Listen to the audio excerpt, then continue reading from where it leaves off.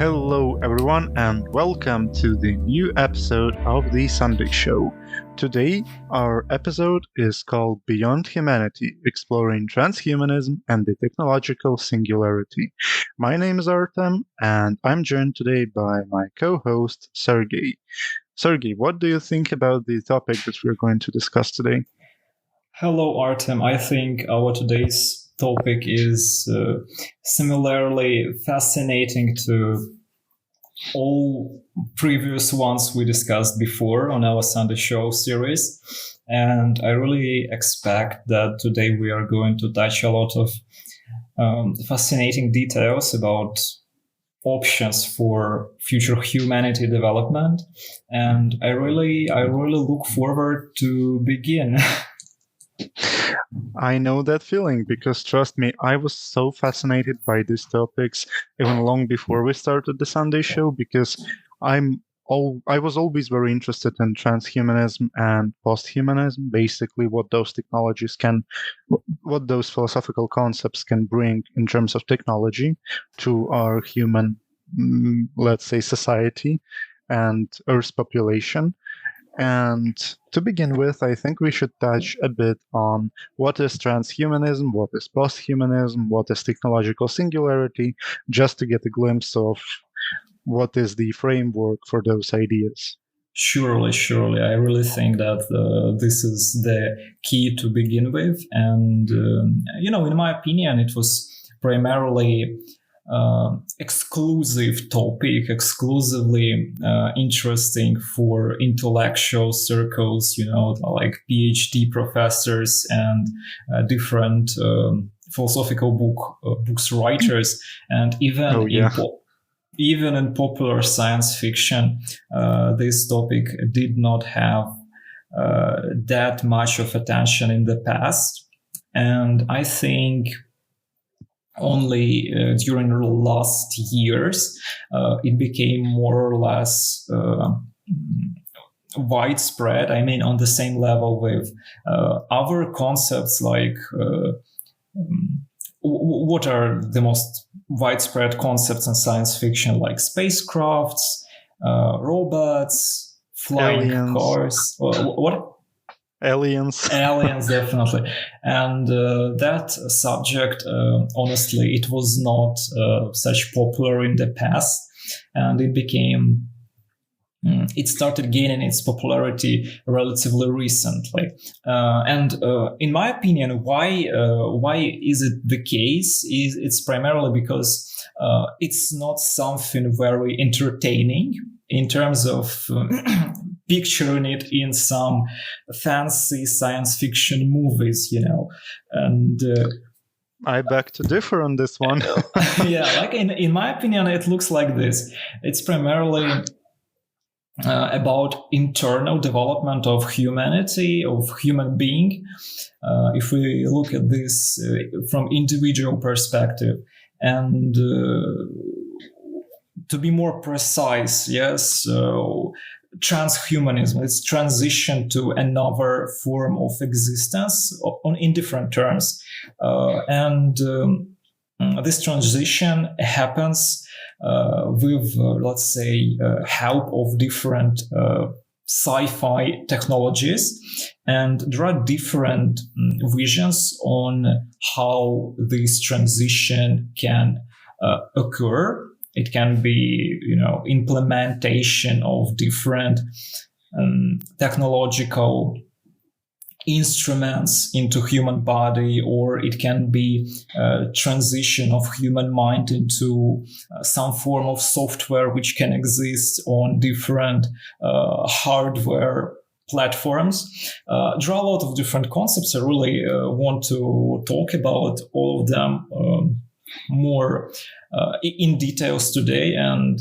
I wanted to ask you, when you think about transhumanism, posthumanism concepts,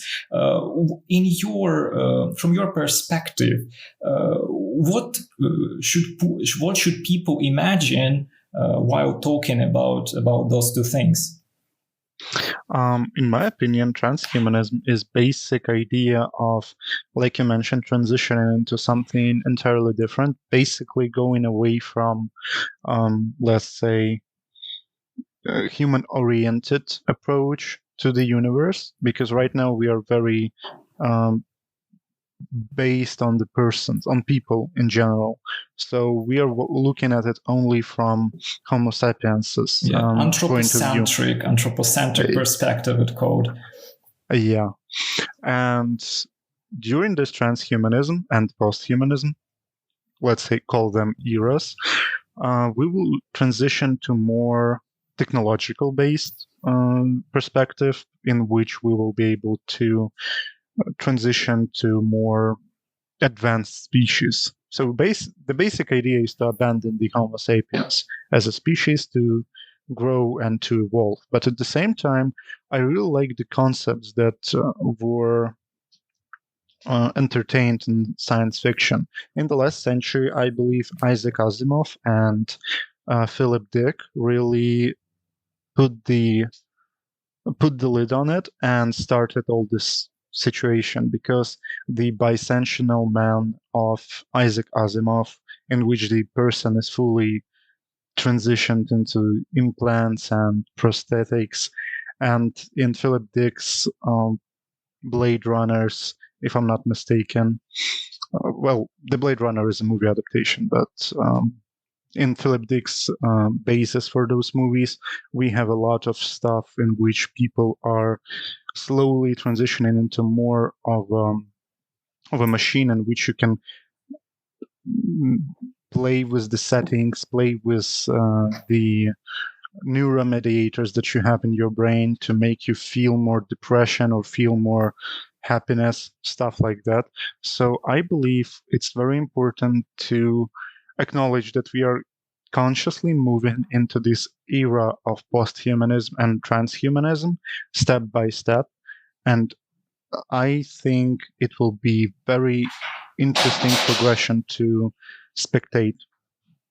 Sure, yeah. Like, I totally understand your feelings regarding this topic, and I really understand why it sort of touched your feelings and your aspirations about the future, because I sort of have the same story. Because what was my first some sort of encounter with those concepts was a Star Wars movie. And what's interesting, not the newest films, but the old one. Like I think it was the Empire Strikes Back. It was released back then in 1980s or in the late 1970s. I'm not sure. But still, even back then in science fiction, they were picturing some attempts to sort of create singularity, and singularity is like basically the core concept here. Singularity between some technologies and human beings. And to be more specific, what was it? It was the episode where Skywalker lost his hand after his fight with Darth Vader, with his father. He lost his hand, and after that he gets that robotic arm. And I was quite impressed on how potentially mankind can improve our life conditions. Like, of course, in that situation, it was not about improvements. It was more about solving the problems. And I felt that it's quite an inspiring idea that we can, help people with disabilities, help people who lost some parts of their bodies during some accidents. And I felt that it's very perspective application of technologies from which are related to posthumanism, transhumanism topics. And in your opinion, will medicine and the necessity to help people with disabilities be the driver of implementation of those technologies in our human society? Well, thank you. Yeah, I think so. Absolutely, they will, because right now we have a case. I think it's happened in the United States when they basically transplanted a pig's heart to the human and thus saved his life. I think he's still okay. That happened like a few weeks ago. Maybe you heard about this in the news. Yes. And at the same time, I heard that I read an article about plastic surgeons and that they can basically grow some parts of an organs on animals in laboratories. In that way, they can even help people with different organ issues or tissues issues. So it's very fascinating that all of those stuff is happening right now. And as I mentioned, I think even right now we are moving towards that transhumanism era in which we will be basically driven by medicine. Another example is that I think maybe you heard of this as well. There's very similar stuff that you explained about Star Wars, but they're called bionic prostheses, in which they're on early stages of trials and technological tuning, let's call it that way, in which people receive those prostheses and they are connected almost directly to the brain through some wires, like on the back of a hat when you're trying to monitor your brain activity. And in that way, people can already manipulate this robotic hand with the power of their thought.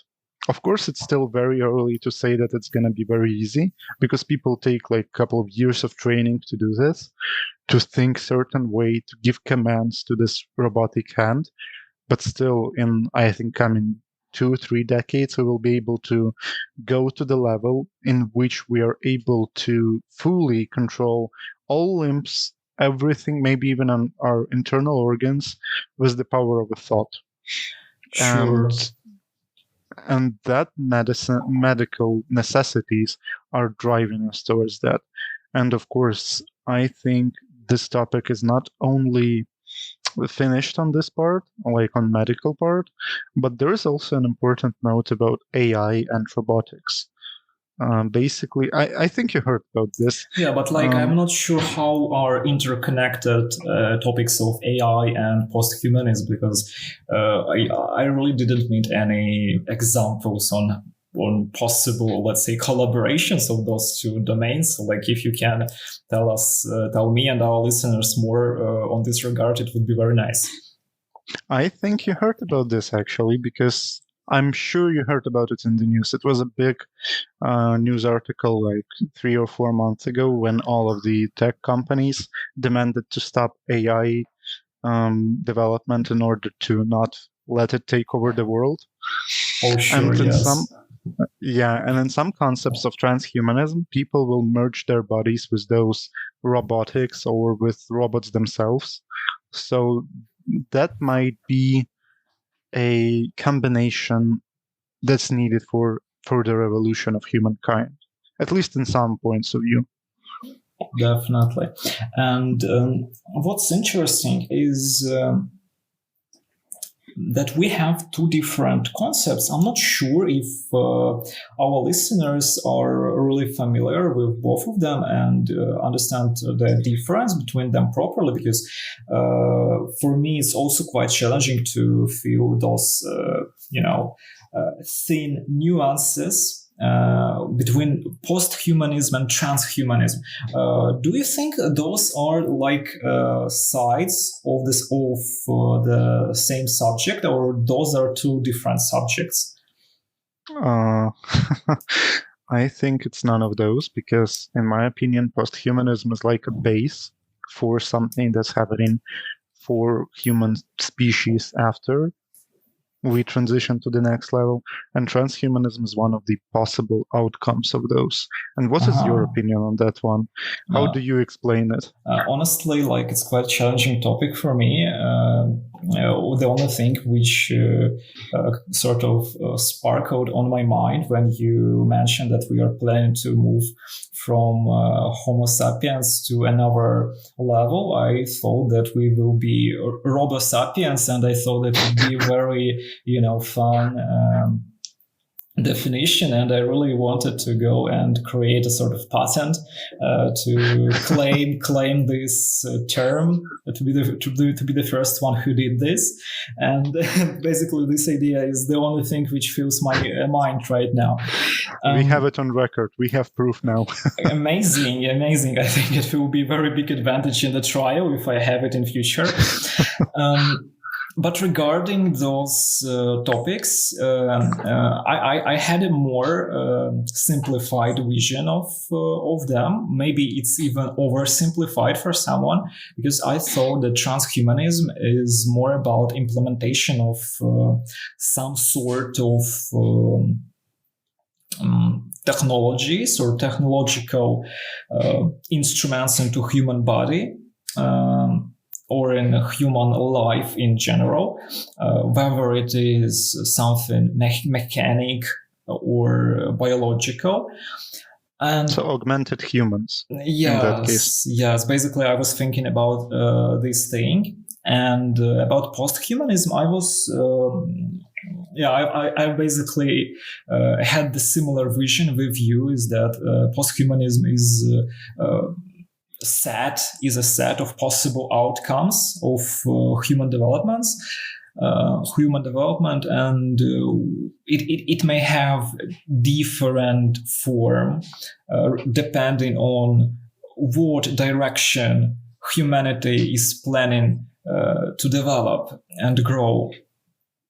And technological singularity, this idea is basically sets in between those two concepts. And in your opinion, I'm just curious, and maybe you have some specific idea on this regard. What will be the most important driver for moving towards transhumanism? Biological improvements, which will not basically change the nature of our human body. I'm talking about physical aspect, or technological improvements, which will basically replace some parts of our bodies, some of our organs, and so on. How will it look like, in your opinion? I think it's definitely technological, because with the power of technology, we can achieve anything right now. Can you imagine if you can link your brain directly to, let's say, to Google, to Wi-Fi?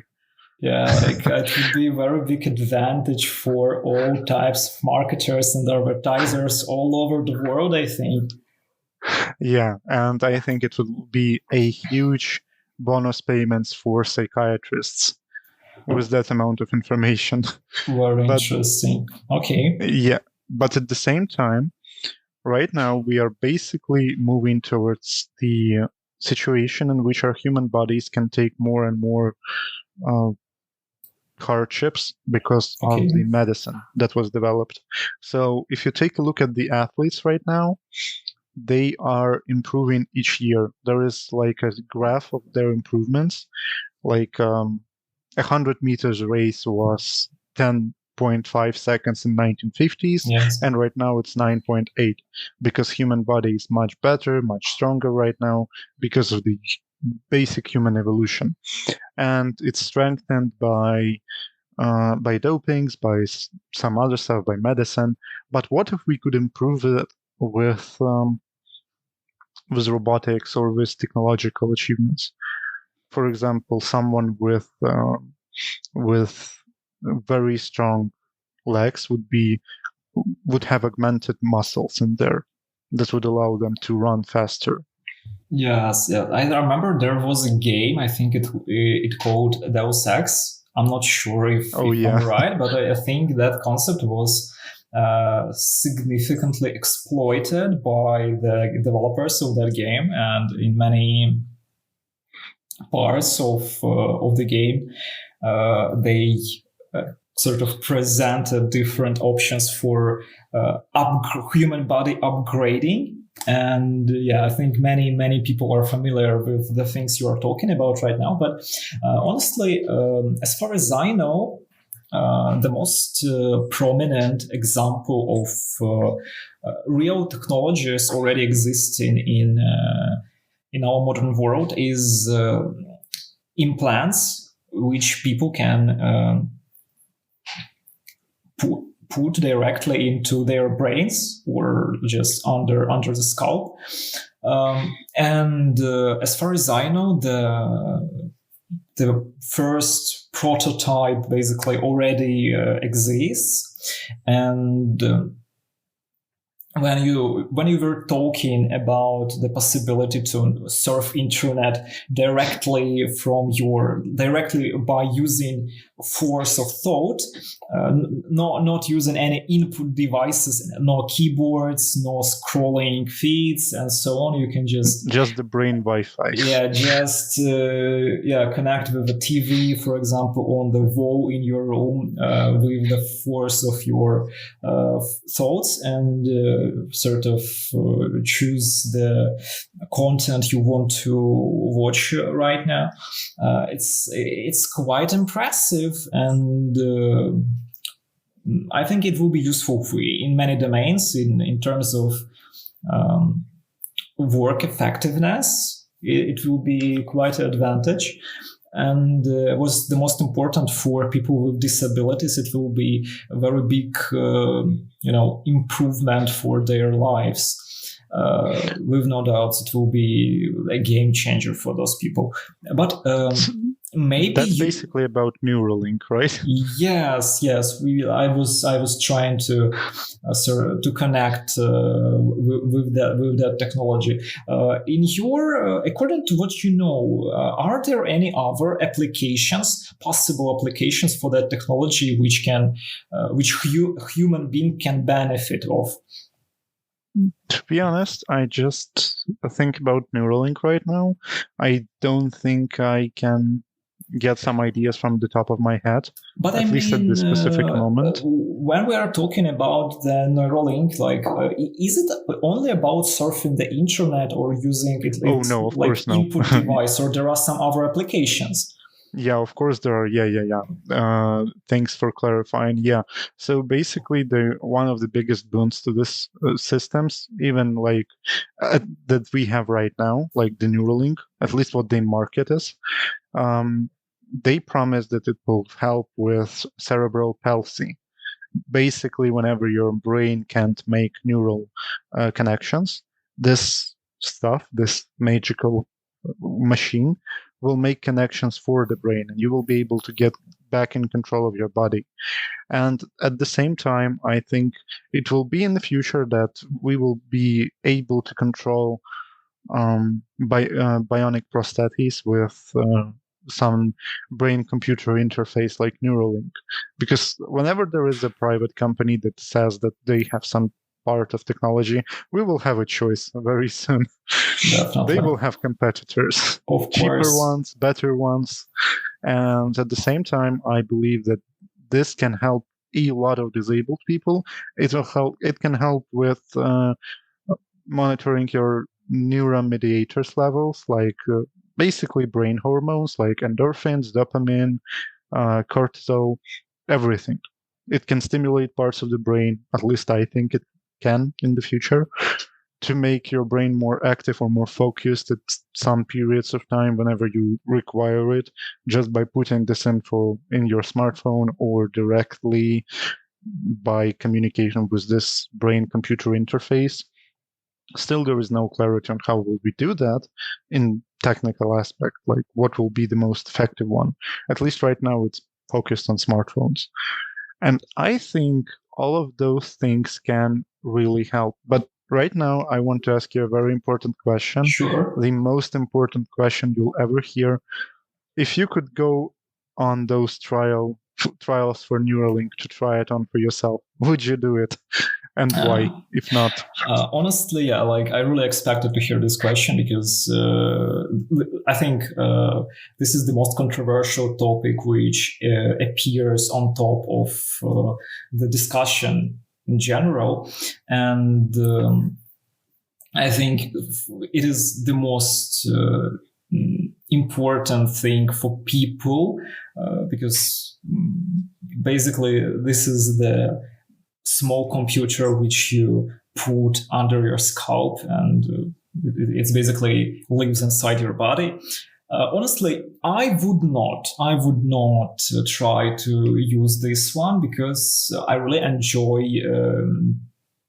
the way things are right now. I'm pretty conservative person in many regards, and I don't like to try new things. To be honest, I really enjoy stability, and I really enjoy using the different technologies and systems I already got used to, especially if they are effective enough. And I really enjoy using the keyboard on computer. I really love using different keyboard shortcuts which make life not life, surfing on internet or doing some tasks faster and easier. And I really enjoy it because it is like a skill. It's like when you learn a dancing move or martial art move. It's very similar because or like in any profession, like when you learn how to draw, how to write, and it really drives some passion inside of me when you can develop certain skills. You can create this muscular memory, this memory inside your hand, inside your fingers, inside your hands, and it is in my opinion, it's what is making us human beings, that this connection between our mind and our body, and the more control over our body we have, the more we master our ability to control our body, our moves, and the more effective we become in this, the more interesting life becomes. This is my opinion. And more interesting, that's a very strong choice of words. Why wouldn't it be more interesting for you to use some sort of a brain-computer interface to communicate with people, like not wasting your time? Like, yes, honestly, about wasting time. For example, if you talking about using different computer interface, people are using their time ineffectively when they don't have strong skills, when they don't know how to use the interface in a fast way. Honestly, those people who created all those interfaces, they were quite smart, and they were considering a topic of effectiveness of work, of any activity, and they included different option on how to optimize your work. And you can always learn how to do this without any, direct input device in your brain. And this is what I think regarding time saving, that you can be quite effective with using your hands, basically. And from biological standpoint, using this type of direct input interface, like when we talk about indirect type of input, it's like with keyboard, let's say. Yeah, and like reading, typing, stuff like that. Yes. And when we talk about direct input interfaces, we are talking about this microchip inserted under your scalp. I think it can definitely improve productivity and boost time effectiveness in your work. but it will reduce those opportunities to grow your brain's abilities to control your body, small motorics, how it called, will be in disadvantaged position when you start using this direct input interface. This is my opinion. I think it is option for people with disabilities, but people should, do everything to develop their skills of using their fingers and hands, whether it comes to typing on keyboard, building some Lego buildings, or I don't know, calligraphy or drawing. All those things are very useful for health in general, for health of your body, because it develops neural connections between different parts of your body, and it develops specific conjunctions within your brain. It's very useful and it's very important in my opinion, and that's why I would not opt in to start using this direct input interface right now. Maybe you have different opinion, and if you do, I would be very glad to hear it. Oh yeah, I do. I would be the first to try it if I could, because it's very interesting to me how it can work, because whenever I see an option for increasing efficiency, I will go for it 100%, 1,000%, because about the part that you mentioned about the small motorics, I think if this chip would be able to build those neural connections on itself, like easily enough, without any paid subscription, hopefully. Let's hope so. Yeah, I would really want to improve eye-to-hand coordination. Basically, whenever you are using your hands right now, there's this is your brain sending signals to make you do something. And if you aren't really good with those neural connections, you will miss a lot of times. Well, one of the easiest examples that I can think of is the game of darts. Okay. Have you ever played it? Sure, like many times. How many times did you hit the bullseye? I don't remember. I think I had this game when I was a kid, and since then I didn't play that much. But honestly, I was not very successful. I will not pretend. Like it was pretty hard to hit the middle of the target. It was hard. Yeah, the same happened with me. I never hit bullseye. And with this neural chip, if it really builds some neural connections, it will give you an opportunity to calculate everything for your hands at the moment. So this shot will go to precisely as you want it to go. There is no room for error because your fingers are twitching or something is going on. This is basically helping you to improve in ordinary life stuff. But apart from that, I really enjoy the idea of it monitoring the health, because that's very important for me, and I think it's very important for people in general. Right now, the average life expectancy, let's say in developed countries, is something around 82 years, give or take.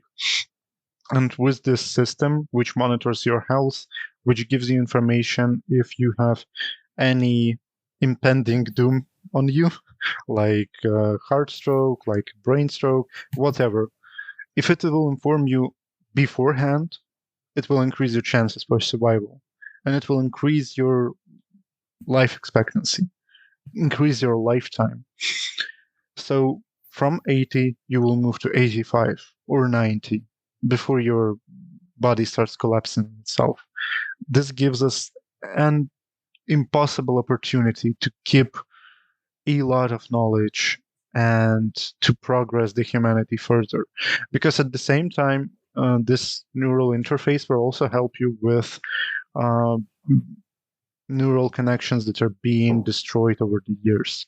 So it will help you preserve the brain cells that will be destroyed by Alzheimer's disease or by, old age schizophrenia. So it will help you with everything that can really make your life miserable at the end. And I think that's a fantastic bargain. The only thing I'm afraid of, the two things that I'm afraid of, the first one is a paid subscription for using Oh my it. god, yes. Yeah. And the second one, if someone just hacks into your chip and has direct control over some of your neural interface options, like your health, like your manipulation skills, well, physical manipulation, I mean, like hand movements and leg movements, stuff like that. And that, I think, would be a great problem. So they would really need to work on security first and foremost. Definitely. Honestly, I'm quite impressed to hear about all those options available for human body by this type of technology, because honestly I did not expect anything bigger from this technology besides of being a direct input device for internet. And I did not think about all those options. And definitely, if those are available or will be available in the future, it will be a very big opportunity for everyone who has a chance to use it. And of course, like with any type of technology, the key here is using it in order to improve life conditions of a human, in order to help it live more healthy and happy life. And all those things you mentioned can definitely work on it and make our road to better life easier. But in your opinion, you mentioned some challenges regarding the security.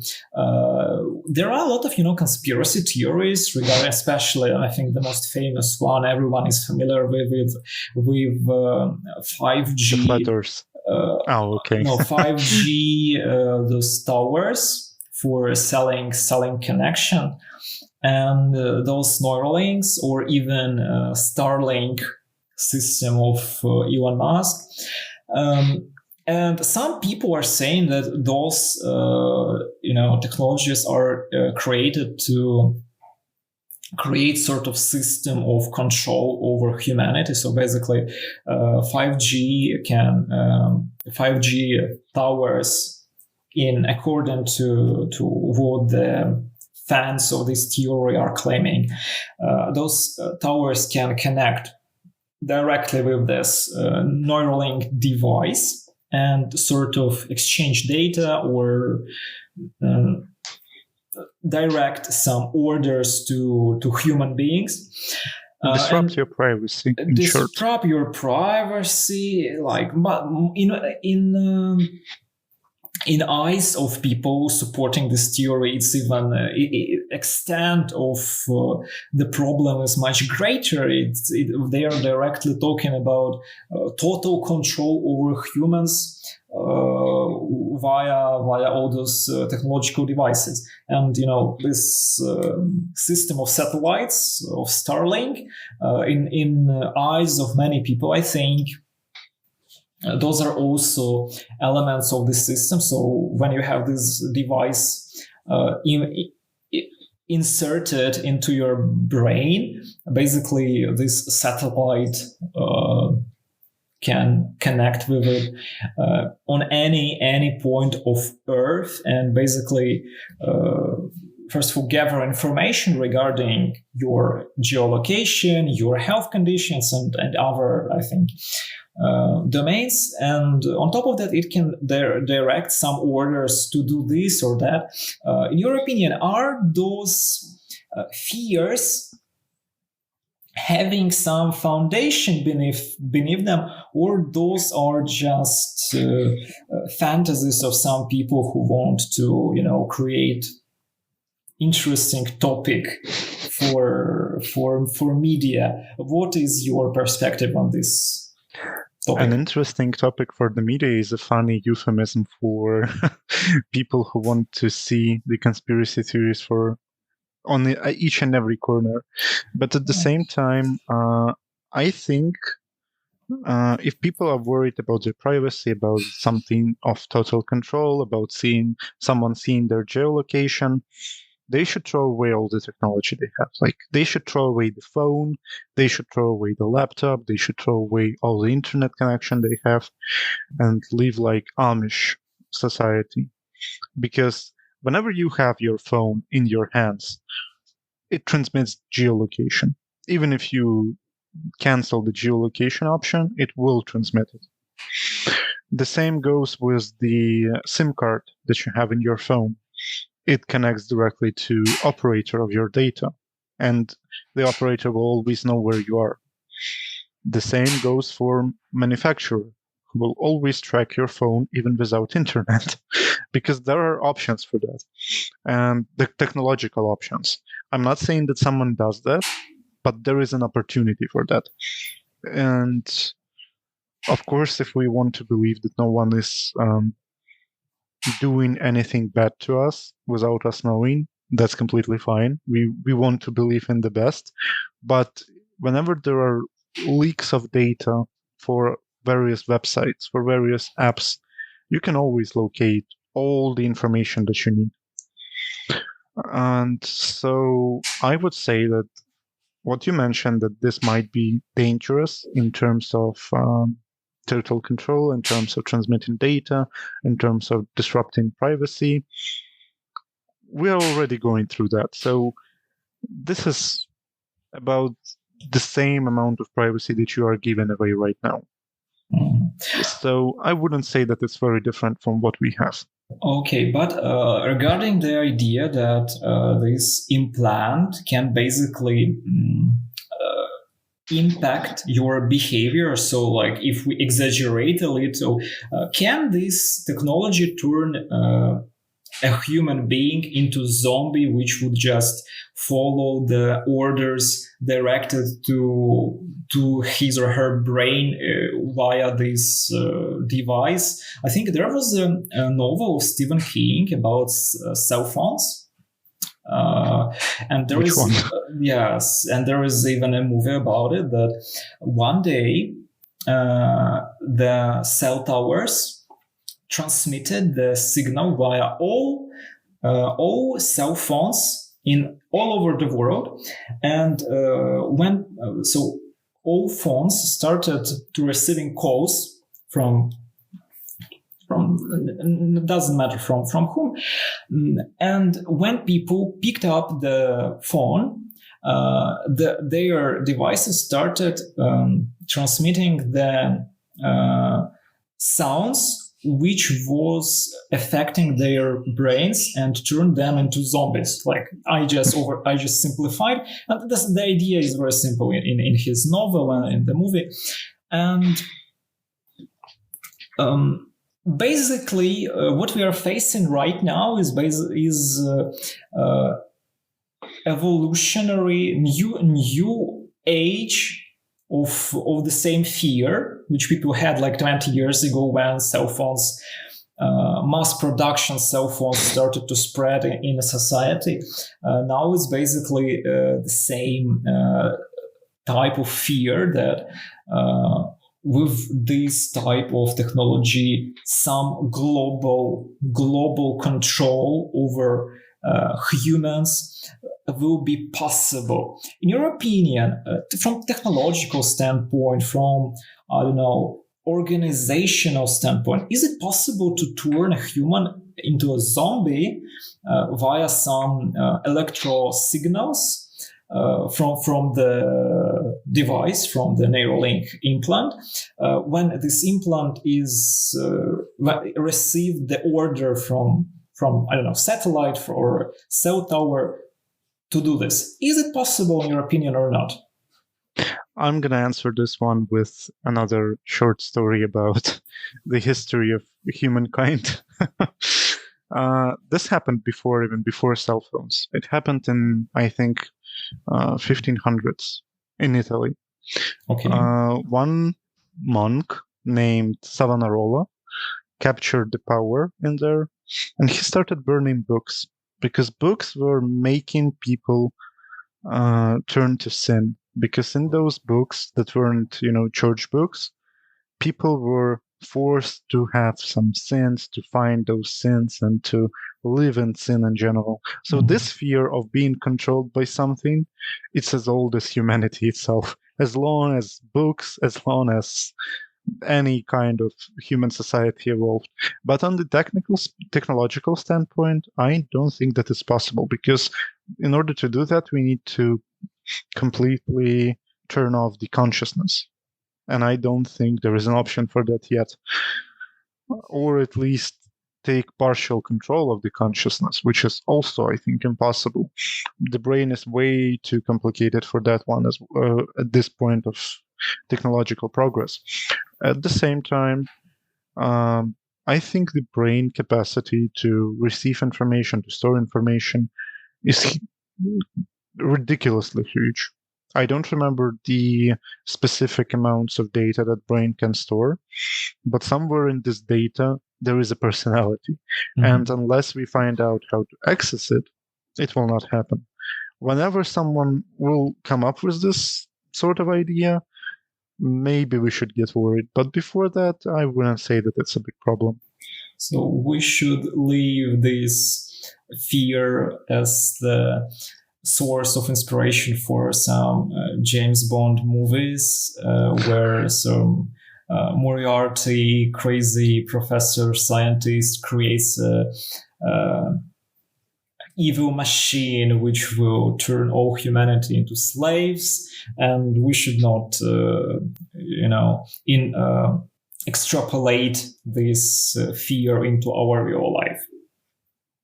Yeah, I think so. Also, I googled the brain data capacity. Okay. It's about 2.5 petabytes, or in simpler terms, 2.5 million gigabytes. Yes, I think it's quite big. It's quite big.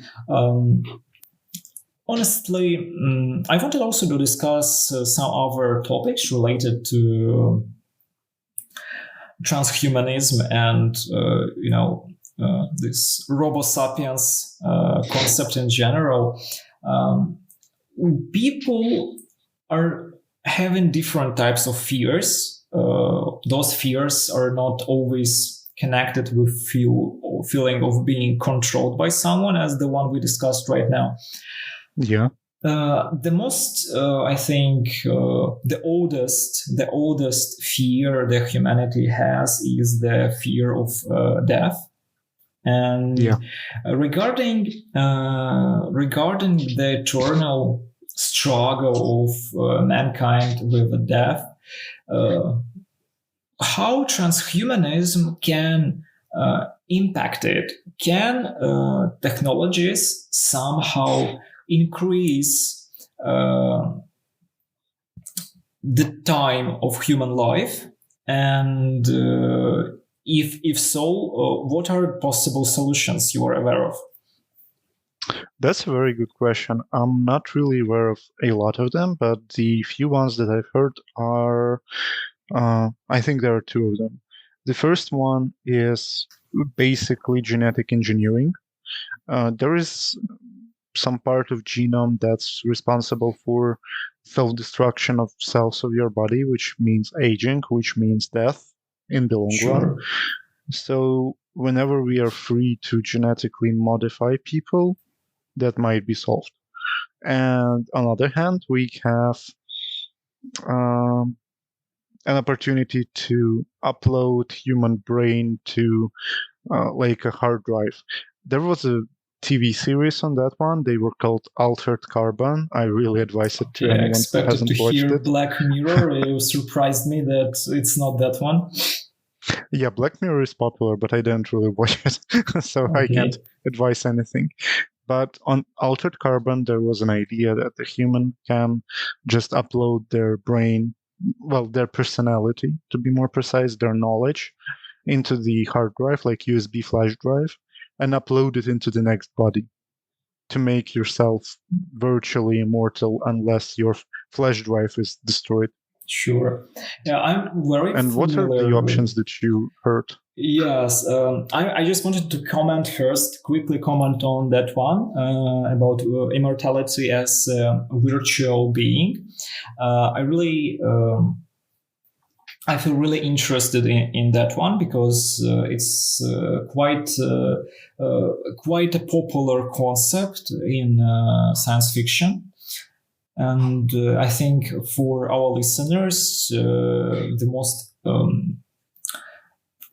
famous example would be the Matrix movie. Oh, yeah. It's a little bit different interpretation of immortality and life as a virtual being, because in Matrix, people, they have their bodies, they live as physical beings, but they are sort of sleeping in some devices, bots, I think, or something some like that. capsules, and in being in that state, they just exist in sort of dream, and they see virtual reality where they basically conduct their daily routine activities, and that movie explains by this story why do we have the deja vu, for example, effects, why some paranormal things are happening sometimes to us. And this is quite interesting. It was quite interesting interpretation, especially for that time. It was like 20 or even more years ago. But what 25, I think. Yes, like it's pretty old movie already. And talking about immortality and life as a virtual being, we should not only consider, just saving our mind on a hard drive for a certain period of time. We can just opt for an option of life as software, so our mind can just migrate permanently on some hardware platform and exist within virtual realities, like the one which was described in Matrix movie. And until the first antivirus. Yes, like those people who may opt in for this option should be very careful with the risk of being erased from the hard drive. But honestly, this concept is very long. It has a very long history. Besides Matrix, it was mentioned in Roger Żelazny. It's Polish writer, American writer of Polish descent heritage. Descent, yeah. Yes. Like I'm not sure if he was born in the United States or he moved there. He wrote a lot of science fiction novels, and one of them was Amber, like series of novels about Amber Kingdom, and the topic was, the plot was related to ability of some human beings to migrate between different realities. And during first parts of this novel, the idea was that the characters of those novels, they didn't know what was the nature of the universe they are living in. They were thinking that they are really, moving between different parallel universes, and this is the physics of their reality. But eventually, in one of the latest novels in the series, Želazny described the machine, which was basically a supercomputer, which creates those virtual realities like maps in computer games for settings for characters to live in, basically. And this concept exists for quite a while already. I think it was 1980s or 1990s when that idea was this first described and presented. And I think in terms of transhumanism and posthumanism perspectives for humanity, this is one of the options. And in my opinion, it's quite an interesting one. Besides that, I think we should mention the concept which finds itself basically in between, being a virtual being and remaining and keeping some physical heritage. It's very old concept related not really to transhumanism but more to solipsism ideas of 18th century. I think it was quite important concept for Cartesian philosophy, of which was founded by René Descartes. It's called Boltzmann's brain. Have you heard of it? Yeah, but I haven't heard about Boltzmann's brain. I heard about brain in the jar. Yeah, it's the same concept. It's absolutely the same concept, the different just names. Simplified.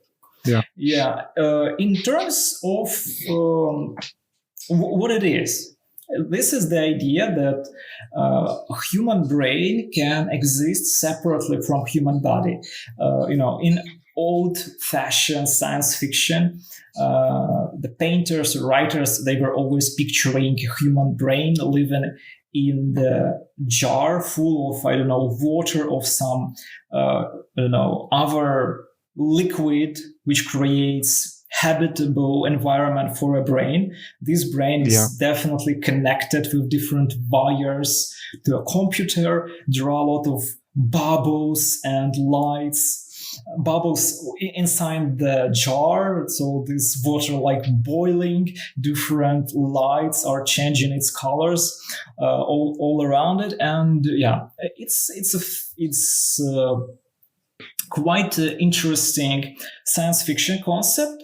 In terms of Cartesian philosophy, the idea behind it is a little bit different. I think we can discuss the ideas of solipsism and reality in general in the next episode, but for this one we will remain more concentrated on science fiction ideas. So the idea behind it was that a human brain can exist separately from body, and this might be a solution for immortality, because human body is aging, and basically if we can get rid of all those old parts of our body eventually and leave only brain and somehow keep it alive for as long as possible, like eternally, of course it is ultimate goal, keep it alive eternally, but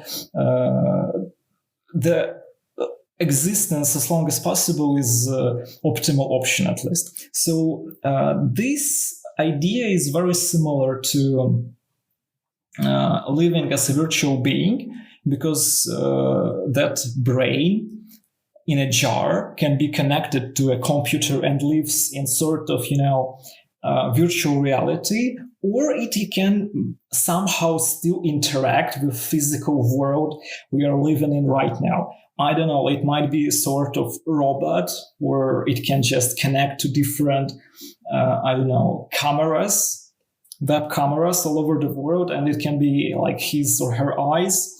And in your opinion, what options for humans opting for this way of transition to new types of beings would be more preferable? Staying, like if we talk about brain in a jar, staying in some sort of virtual reality, or keeping some abilities, not self-awareness, abilities to interact with physical world. Self-awareness will remain anyway, so this is the idea behind immortality. So what is your opinion on this regard? It's the idea behind immortality, but not necessarily behind the brain in a jar. Of course. By some conspiracy theories, we are all brains in a jar and we exist in virtual reality, and it is Matrix. Oh my god! But this makes René Descartes the first conspiracy theories creator in history. And we will discuss it next time, of course. But I didn't look at him from this perspective before. Actually, I thought he's just a philosopher. Now you can think about all conspiracy theorists as philosophers. Oh my god! Okay.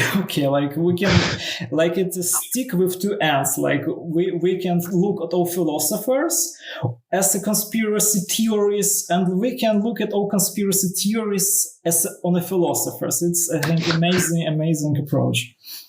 Yeah, but to answer your question, I think that it's already answered in all science fiction that we might have seen whenever there are brains in a jar.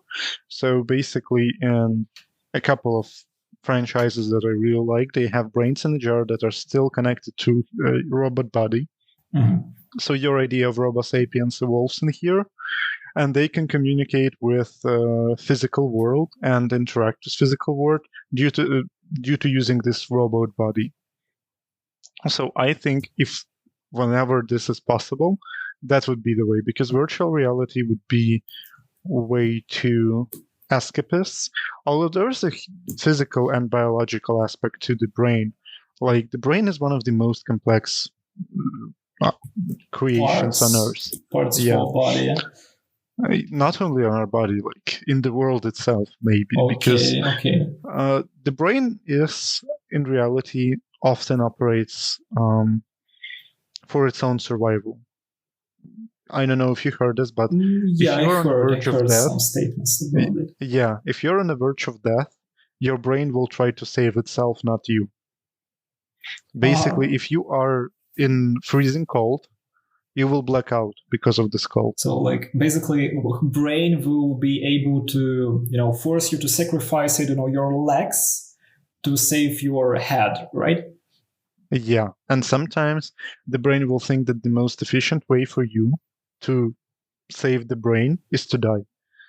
Amazing. That's a very paradoxical conclusion. Yeah, instead of helping you and giving you extra energy in tough situations, you will black out. If you're in extreme pain, you will black out. If you're in extreme frozen environment, if you're in freezing cold, you will black out, because the brain will try to conserve energy for itself, not for your body.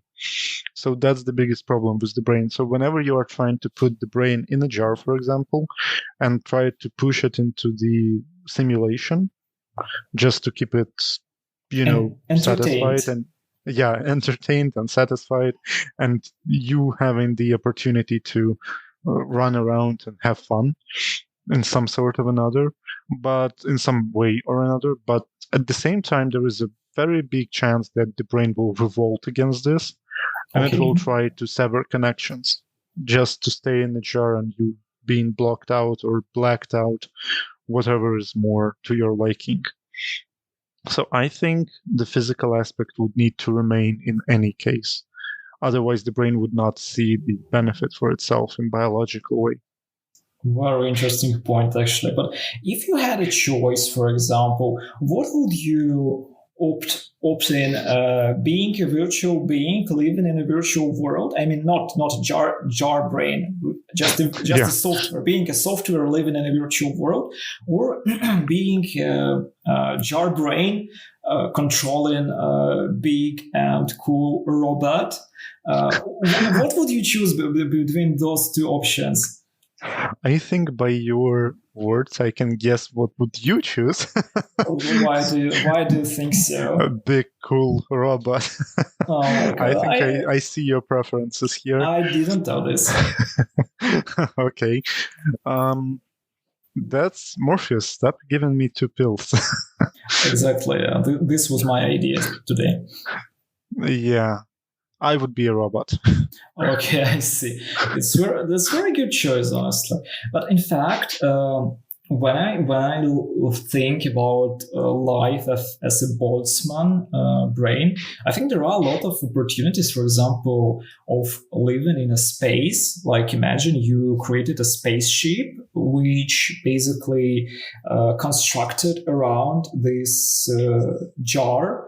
The idea of the spaceship is provided with all necessary resources. I don't know what it might be, like some vitamins or some chemical substances necessary for a brain to function, like not only oxygen, of course, some other things. And by life on this spaceship, you can travel around the solar system. You can, visit different places and interact with other individuals who also become a brain in a jar and created a spaceship living in space. And I think it would be also a very interesting option, especially I think in terms of traveling around solar system, but we should not forget that we have internet. So virtually you can be present on Earth and on some other places where our human civilization will be in future. So I think there are a lot of opportunities and there are a lot of options. And the only challenge we have right now is to see all of them and don't forget that they are out there. Yeah, and to work on technology in order to make our brain in the jar go in the jar in the first place. But I think this concept will be quite scary for most of people. I think it's not very easy from psychological perspective to agree to get rid of all your body in order to get like eternal life in form of brain in a jar. So I think we should create a pool to enter today's episode, whether people are ready to get out of all parts of their body and preserve only brain in a jar to get eternal life, to get immortality. So there's a good point to that. I have to interrupt you on this one. What would you choose? To perish at 80 years old or transition to brain in a jar? I would definitely choose, like when I am 80, I would definitely choose the transition. Yeah, so right now you wouldn't choose to be in brain in a jar, I suppose. No, like being a 23-year-old, like, I really enjoy living my average normal life. Yeah, so I think whenever there is a question of survival, you would really agree to rip apart your body in order to survive and to preserve yourself. I think that would be a no-brainer because the fear of death is one of the main drivers in human history.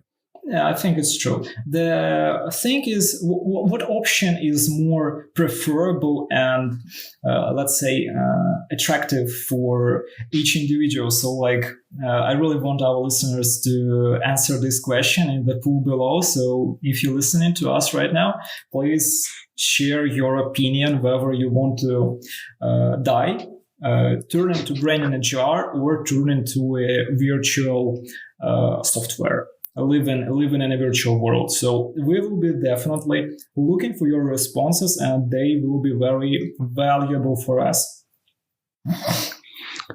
Totally agree.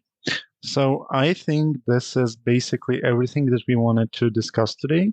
So thank you so much for your time. Thank you so much for this fantastic conversation. And I think we can wrap it up. I totally agree with you. I really hope that our listeners enjoyed this episode, and I'm really looking forward for their feedback in our poll section. And what I want to say is to let's meet next Sunday. Sounds perfect. And to our listeners, whenever you're listening to us, have a good afternoon, good evening, and good night. We will catch you on the next one.